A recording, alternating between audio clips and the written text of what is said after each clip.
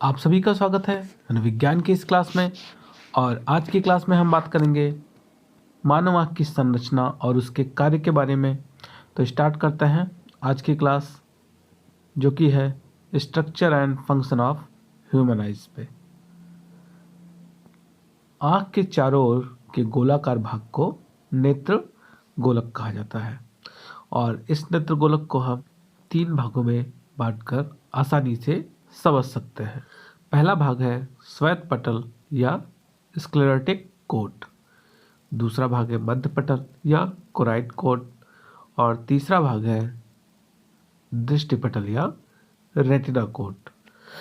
यहाँ पर देखें, जो सबसे ऊपरी भाग दिखाई दे रहा है आपको वाइट वाइट, वो क्या है? वो है स्क्लेरा या जिसे हम स्क्लेरेटिक कोट या श्वेत पटल के नाम से जानते हैं।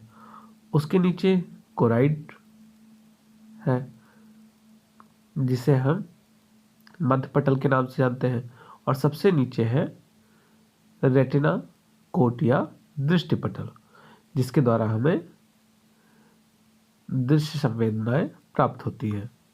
और ये जो बीच में खाली पार्ट है उसे हम कहते हैं विटेरियस बॉडी, जिसमें विटेरियस ह्यूमर नामक एक द्रव भरा होता है जिसे हम कचाव के नाम से भी जानते हैं। अब हम बात करते हैं श्वेत पटल के बारे में। तो जो श्वेत पटल है, जो स्क्लेरोटिक कोट है, वह कैसा होता है? वह कठोर होता है और इसके साथ साथ अपारदर्शी सफ़ेद होता है, यानी उसके अंदर से जो रोशनी है वो एक तरफ से दूसरी तरफ नहीं जा पाती है। और इसका कार्य क्या है? तो इसका कार्य होता है कि जो आँख का आंतरिक भाग है उसे सुरक्षा प्रदान करना, इसके साथ साथ आँख में जो रोशनी, जो प्रकाश प्रवेश कर रहा है उसे चारों तरफ से ना प्रवेश करने देना और सिर्फ आगे के पार्ट से ही प्रवेश करने देना, क्योंकि जो इसका आगे का पार्ट होता है वह उभरा हुआ होता है और पारदर्शी होता है। उभरा हुआ तथा पारदर्शी भाग होता है और इसी भाग से प्रकाश आँख में प्रवेश करता है। इस भाग को कॉर्निया कहा जाता है और कॉर्निया में रक्त का संचार नहीं होता है। अब हम बात करते हैं अपने अगले पटल के बारे में, जो कि है कोराइड या मध्य पटल। कोराइड काले रंग या भूरे रंग का अपारदर्शी भाग होता है, यानी श्वेत पटल की तरह यह भी अपारदर्शी होता है और यह काले रंग का भी होता है और भूरे रंग का भी होता है।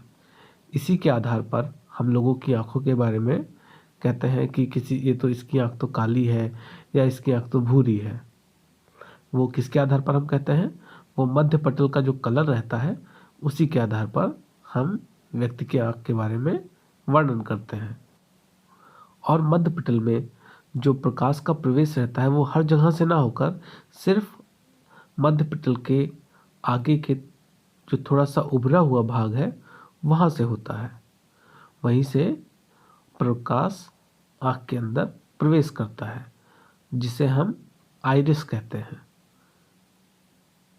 यानी जो कॉर्निया के पीछे भाग होता है उसे ही हम आइरिस कहते हैं।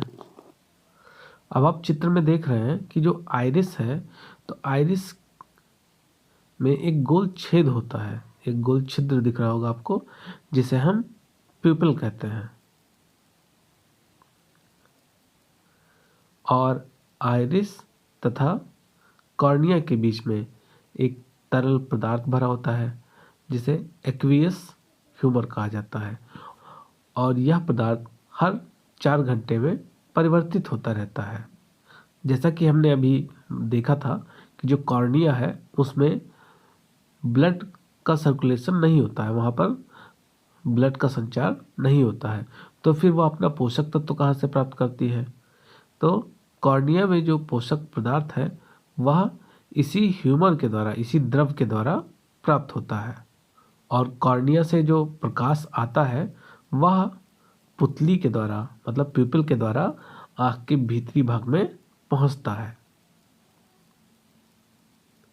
और तीव्र रोशनी, जब रोशनी तीव्र होती है तो जो पुतली है वह सिकुड़ जाती है। जैसा कि आपने देखा होगा कि जब आप सो के उठते हैं और कई बार सीधा बहुत ज़्यादा प्रकाश में पहुंच जाते हैं, जैसे आप सो के उठे और तुरंत घर से बाहर निकल आए और धूप काफ़ी तेज है, तो आपकी जो आंखें होती हैं वह सिकुड़ जाती हैं, तो जो पुतली है वह सिकुड़ जाती है।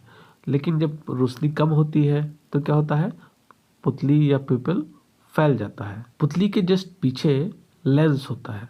जो पिपल है, पिपल के जस्ट पीछे लेंस होता है और लेंस में भी खून की आपूर्ति नहीं होती है।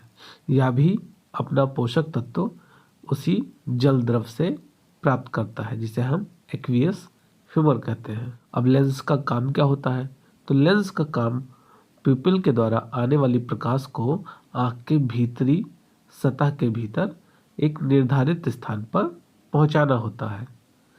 और जब इसी लेंस में प्रॉब्लम आ जाती है तब हमें चश्मे लगाने की ज़रूरत पड़ती है, क्योंकि जो इसके द्वारा जो फोकस है, जो प्रकाश का फोकस रहता है, वह रेटिना पर सही जगह पर नहीं पड़ता है और जिससे हमें फिर किसी भी चीज़ को देखने में या पढ़ने में प्रॉब्लम होने लगती है।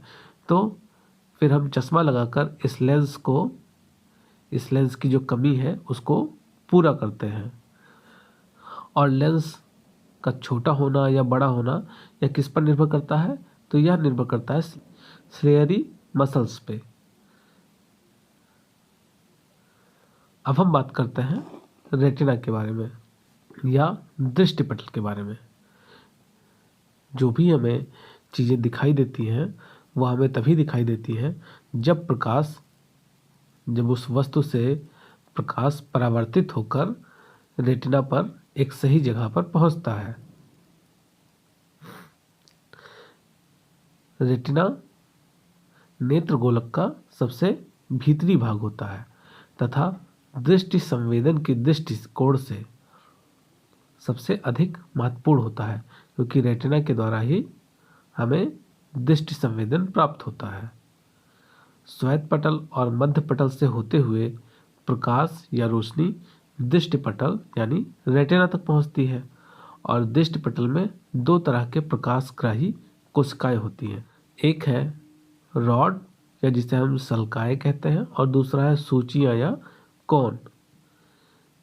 मॉरिस के अनुसार प्रत्येक आँख के दृष्टिपटल में जो रॉड्स होते हैं उनकी संख्या करीब करीब 120 मिलियन होती है। और जब रोशनी बहुत धूमिल होती है यानी बहुत डिम होती है लाइट, तब रॉड्स अधिक क्रियाशील होते हैं और इनके द्वारा हमें रंगहीन वस्तुओं अर्थात काले, श्वेत या भूरे रंग का ज्ञान होता है। अब बात करते हैं कोन्स के बारे में। तो मॉरिस ने बताया कि जो रेटिना पर कोन्स होते हैं उनकी संख्या 8 मिलियन होती है और जो हमें कलर का परसेप्शन होता है, हमें जो कलर के बारे में जानकारी प्राप्त होती है कि ये कलर ब्लू है या ये रेड है या ग्रीन है, तो ये किसके द्वारा होता है, यह होता है कोन्स के द्वारा। जब रॉड और कोन्स यानी सल्काएं या सूचियां प्रकाश को ग्रहण करती हैं तो उनमें एक विशेष तंत्रिका आवेग उत्पन्न होता है और जिसे दृष्टि तंत्रिका आवेग कहते हैं। यानी जब रोशनी रेटिना पर पड़ती है तो रॉड्स और कोन में एक दृष्टि आवेग उत्पन्न होता है और फिर वहाँ से जो आवेग है वह मस्तिष्क तक पहुँचती है। मस्तिष्क में एक निर्धारित स्थान पर पहुँचती है जहाँ से हमें दृष्टि संबंधी ज्ञान प्राप्त होता है और उस पार्ट को हम कहते हैं ऑसिपिटल लोब। और ये जो तंत्रिका आवेग होता है ये द्विध्रुवीय होते हैं। अब ये द्विध्रुवीय कैसे होते हैं, तो हमने ब्रेन वाले चैप्टर में देखा था कि जो ब्रेन है उसके दो पार्ट होते हैं, लेफ्ट हेमिस्फीयर और राइट हेमिस्फीयर। अब यहाँ हम दूसरे चित्र में देखें तो यहाँ पर आपको दिखाई दे रहा है कि जो लेफ्ट आइज़ है, लेफ्ट आइज़ के जो ऑप्टिक नर्व्स हैं वो किधर जा रहे हैं, वो जा रहे हैं ब्रेन के राइट हेमिस्फीयर की तरफ। और जो राइट आइज़ है उसका जो नर्व इम्पल्स है वो किधर जा रहा है, तो वो जा रहा है ब्रेन के लेफ्ट हेमिस्फीयर की तरफ। और फिर ये दोनों कहाँ पहुँचते हैं? लेटरल जेनिकुलेट न्यूक्लियस से होते हुए फिर ये प्राइमरी विजुअल कॉर्टेक्स तक पहुँचते हैं, जहाँ पर हमें दृश्य संवेदी जानकारी प्राप्त होती है। तो इस तरह से हम देखते हैं कि कैसे जो नर्व इम्पल्स है वो रेटिना से निकलकर फिर ब्रेन के पर्टिकुलर पार्ट तक पहुंचते हैं। अब हम बात करते हैं कुछ अन्य महत्वपूर्ण पॉइंट्स की, महत्वपूर्ण टॉपिक्स की, जो एग्ज़ाम के पर्सपेक्टिव से काफ़ी इम्पॉर्टेंट है। जैसा कि आप इस चित्र में देख पा रहे हैं, दोनों नर्व इम्पल्स जहाँ पर एक दूसरे को कट कर रहे हैं उसे कहा जाता है ऑप्टिक काइज्म। कई बार एग्ज़ाम में एक क्वेश्चन और पूछा जाता है कि ऑप्टिक डिस्क या ब्लाइंड स्पॉट क्या है। तो रेटिना में दृष्टिपटल पर एक बिंदु ऐसा होता है जहाँ पर फोटो रिसेप्टर्स नहीं पाए जाते हैं।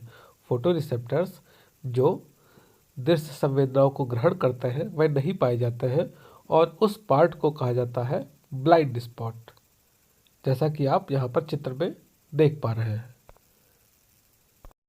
तो इस तरीके से यह क्लास यहीं पर समाप्त होती है।